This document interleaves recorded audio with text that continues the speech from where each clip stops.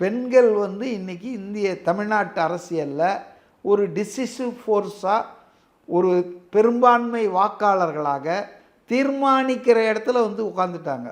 முந்தி வந்து ஜாதிகள் இருந்தது, இந்த பிராந்தியத்தில் இந்த ஏரியாவில் இந்த ஜாதி அந்த கம்யூனிட்டி. இப்போ வந்து அப்படி இல்லை, ஜெண்டர். பெண்கள் ஆஸ் எ பிளாக் இன்னைக்கு வந்து மெஜாரிட்டி ஆயிட்டாங்க தமிழ்நாட்டில். இவங்க இந்த 5000 ரூபா கொடுத்ததுக்கும் காரணம் இதுதான், பெண்களை.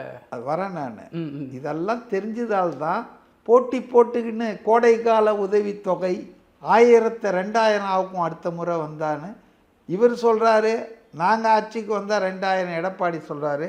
இவங்க தான் ஃப்ரீ பஸ்ஸு மகளிருக்கு. ஏன் இந்த மகளிர் மேலே இவங்களுக்கு திடீர்னு கரிசனம் வந்ததுன்னு பார்த்தீங்கன்னா அதுக்கு இதுதான். இவங்கக்கிட்ட அதுக்கான தரவுகள் ஏற்கனவே இருக்குது. இப்போ எலெக்ஷன் கமிஷன் அஃபீஷியலாக சொன்னது.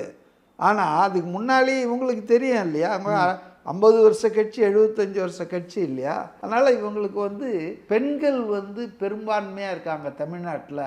அப்போ பெண்களை யார் கவர்கிறார்களோ, பெண்களுடைய ஆதரவை யார் பெறுகிறார்களோ அவர்களுக்கு தேர்தலில் வெற்றி நிச்சயம்.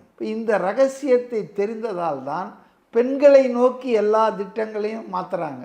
எல்லா சலுகைகள், எல்லா அறிவிப்புகள், தோழி விடுதி, நீங்கள் பார்த்தீங்கன்னா புதுமை பெண், நீங்கள் இது எல்லாத்துக்கும் அடிப்படை என்னன்னா பெண்கள் ஓட்டை எப்படி கபலீகரம் பண்ணுறது.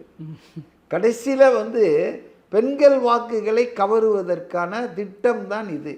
அதுக்கு அடிப்படை என்னன்னா இதில் இந்த ஸ்டாட்டிஸ்டிக்ஸ் தான்.